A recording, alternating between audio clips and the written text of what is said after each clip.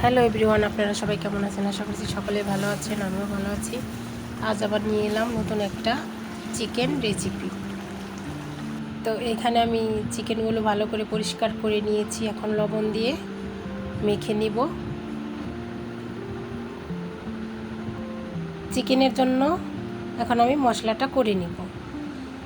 দিয়ে দিলাম 1 টেবিল চামচ হলুদ গুঁড়া, 1 টেবিল চামচ মরিচ গুঁড়া, 1 টেবিল চামচ ধনিয়া গুঁড়া। জল দিয়ে মশলাটা ভালো করে মিশিয়ে নিব।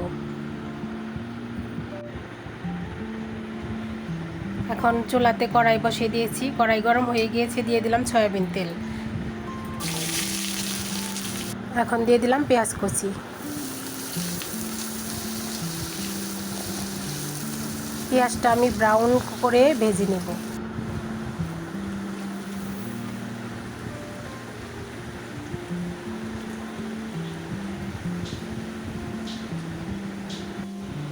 বন্ধুরা দেখতেই পাচ্ছেন পেঁয়াজটা আমার ভাজা হয়ে গিয়েছে। এখন দিয়ে দিলাম এলাচ, দারচিনি, লবঙ্গ, আর দিয়ে দিলাম 2টো তেজপাতা।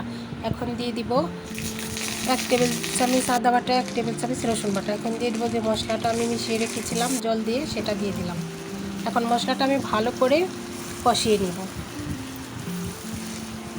তো বন্ধুরা, যারা আমার চ্যানেলে নতুন, ইউটিউব থেকে ভিডিওটি দেখলে সাবস্ক্রাইব করে পাশে থাকবেন, আর যারা ফেসবুক পেজ থেকে দেখবেন তারা অবশ্যই ফলো দিয়ে পাশে থাকবেন। তো বন্ধুরা দেখতেই পাচ্ছেন মশলা থেকে আমার তেল ছেড়ে গিয়েছে। এখন আমি লবণ দিয়ে মেখে রেখেছিলাম মাংসটা দিয়ে দিলাম, আর দিয়ে দিলাম 2টো টমেটো, আস্ত টমেটো। এখন আমি ঢেকে দেব, ঢাকনা তুলে নেব। চিকেনগুলো একটা একটা করে উল্টে দিব।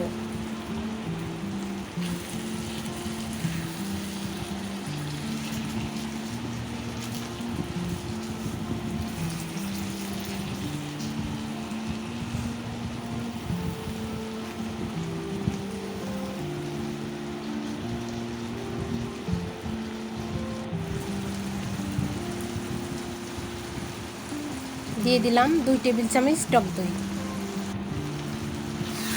এখন ভালো করে মিশিয়ে নেব।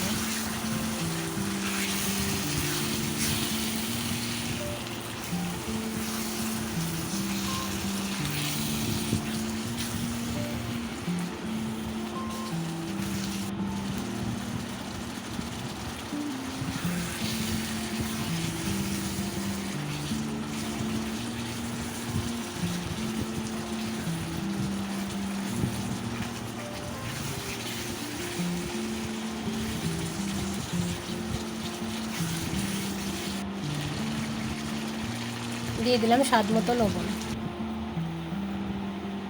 এখন দিয়ে দিলাম পরিমাণ মতো জল।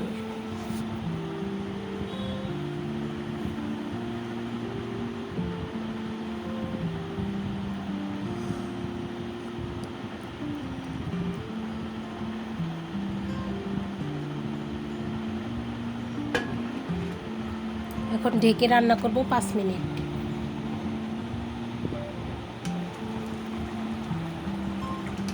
তো ঢাকনা তুলে নিলাম।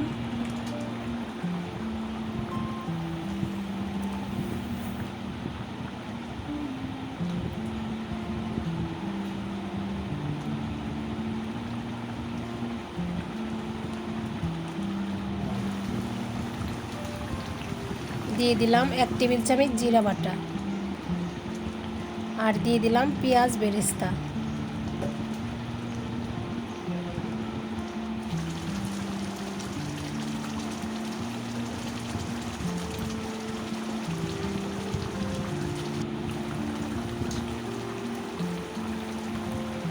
এখন দিয়ে দিলাম গরম মশলা বাটা।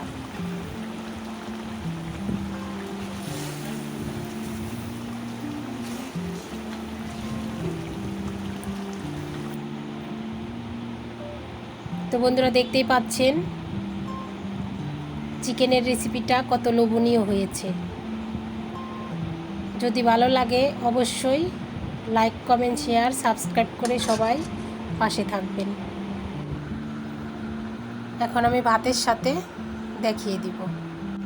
অনেক টেস্ট হয়েছে, আপনারা অবশ্যই বাসায় ট্রাই করবেন।